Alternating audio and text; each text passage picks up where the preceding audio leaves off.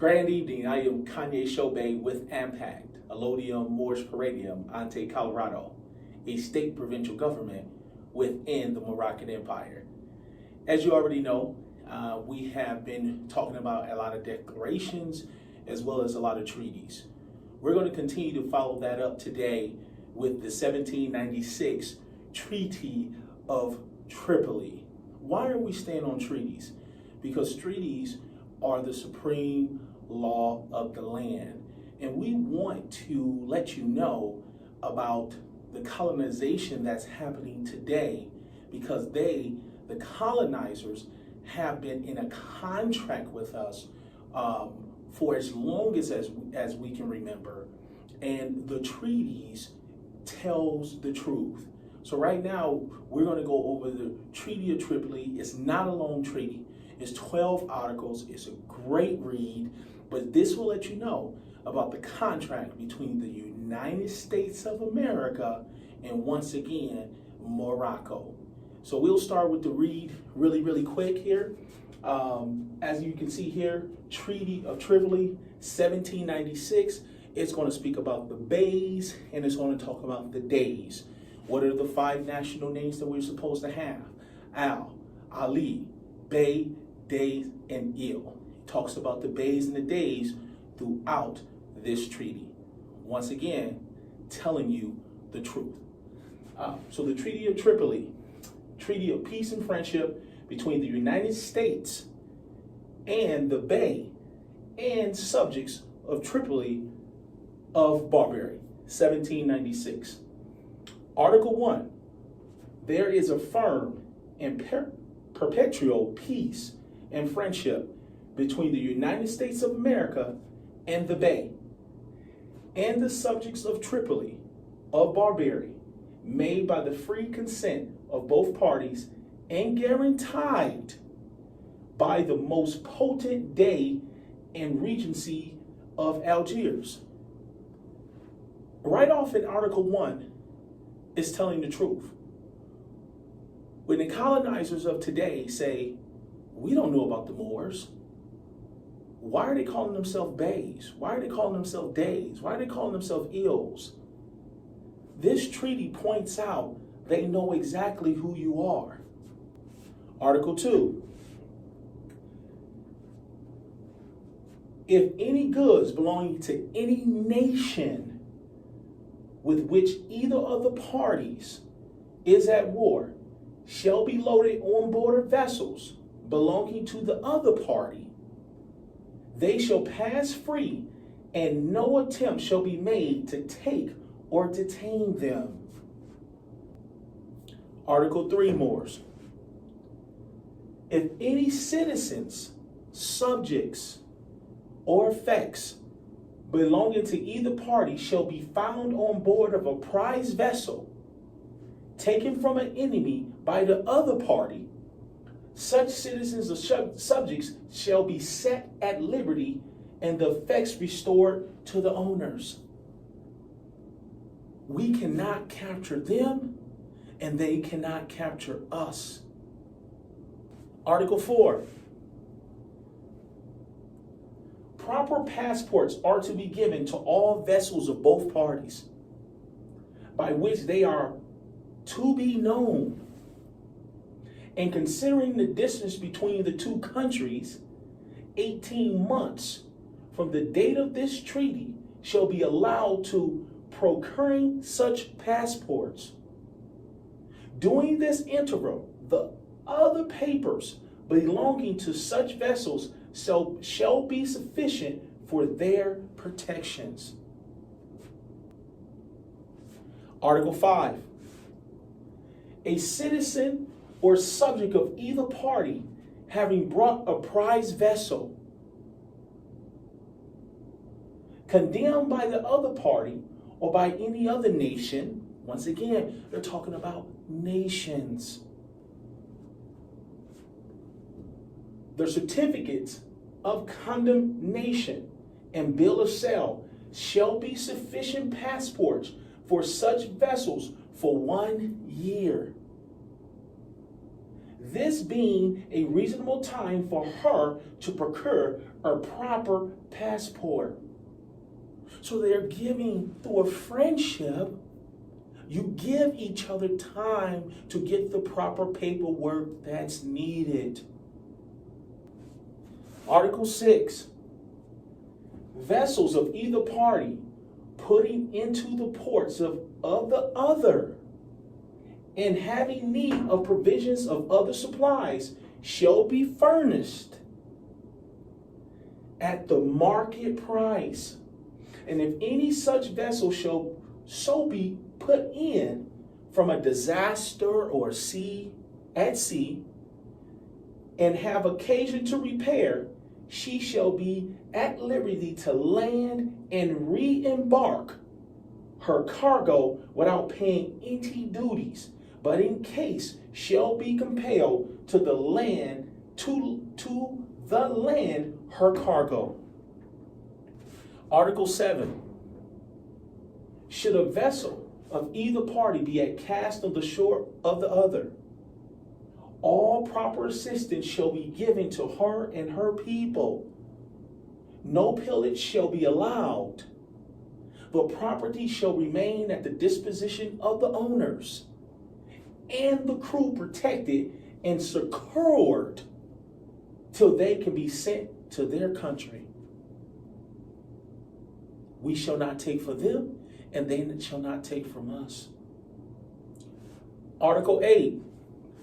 If a vessel of either party should be attacked by an enemy within gunshot of the forts of the other, she shall be defended as much as possible.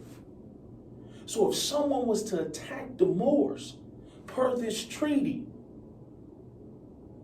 they must defend us, and vice versa. If she be in port, she shall not be seized or attacked when it is in the power of the other party to protect her, and when she proceeds to the sea, no enemy shall be allowed to pursue her from the same port within 24 hours after her departure. Article 9. The commerce between the United States and Tripoli. The protections to be given to the merchants, masters of the vessels, and seamen.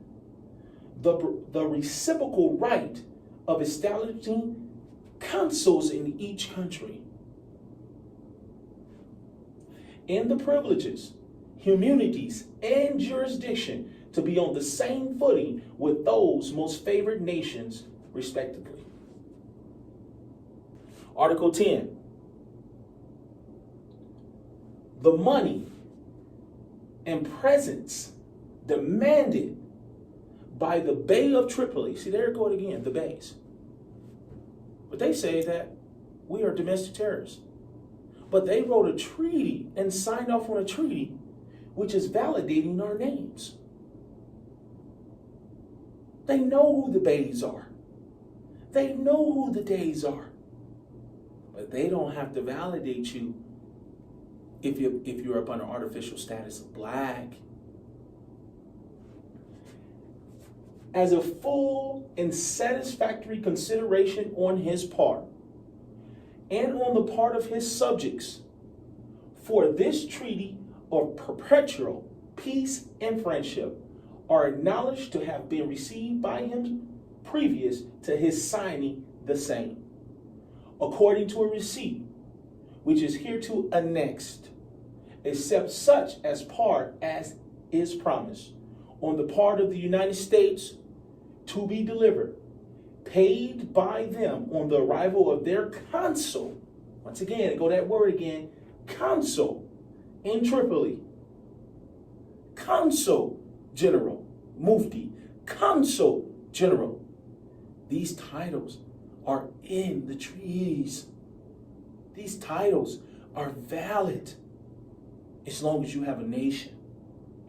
Of which part a note is likewise hereto annexed, and no pretense of any periodical tribute or further payments is ever to be made by either party.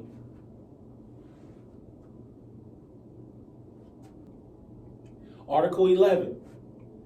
As the government of the United States of America is not in any sense founded on Christian religion, as it has in itself no character of enmity against the laws, religion, or tranquility, or Muslim. Let's think about that. Which they're talking about Muslim, Muslim. But as Moors, stay with me, Moors, there's also, as Moors, we're Muslim. Because we're law. So when people say, well, Muslim religion, Muslim, what's that? Oh, well, let's just go to the Black Laws Dictionary and let's read the definition of Muslim. Muslim law. Right off the bat, it lets you know Muslim law. One of the two great systems of customary law, which the English found in India. It regulated the life and relations of all Muslims, and parts of it, especially its penal provisions, were applied to both Muslims, Moors, Muslim, and Hindus. Example, extension of law. Once again, we're Muslim. We're law. We're supposed to know the true law of the land, which is the treaties. We got to study, Moors. This is what you're saying, which is truth. And the truth is what's going to set you free. As the government of the United States of America is not in any way since founded on Christian religion.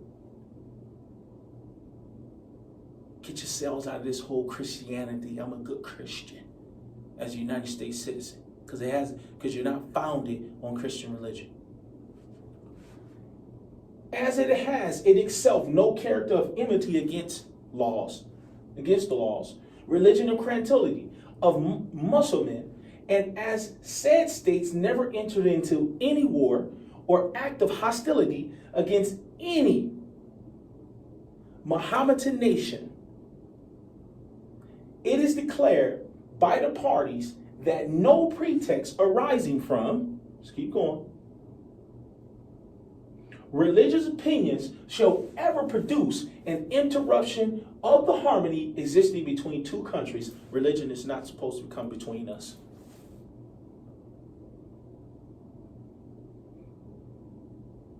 Per the supreme law of the land, the treaties. The Treaty of Tripoli, 1796, religion wasn't supposed to come between us. Article 12.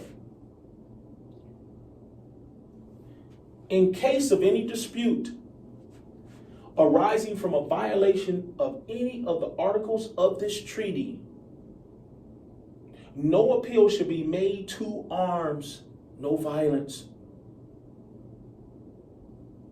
Nor shall war be declared on any pretext whatsoever.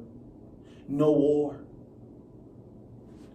But if the council residing at the place where the dispute shall happen shall not be able to settle the same, and an amicable reference shall be made to the mutual friend of the parties. Friend of the parties. If we can't come up with a mutual agreement,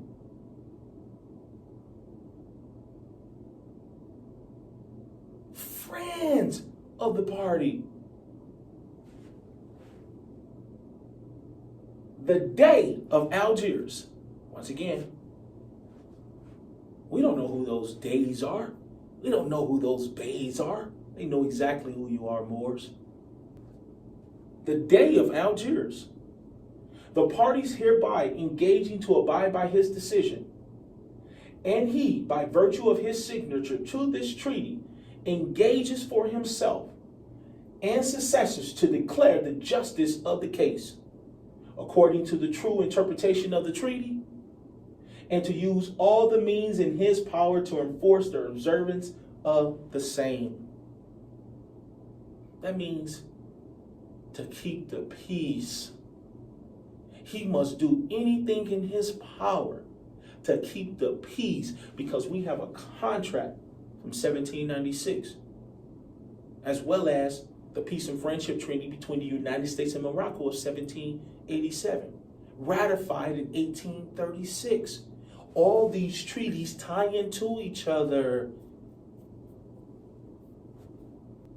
Signed and sealed at Tripoli of Barbary on the 3rd day of Junad in the year of Hijriah 1211, corresponding with the 4th day of November 1796.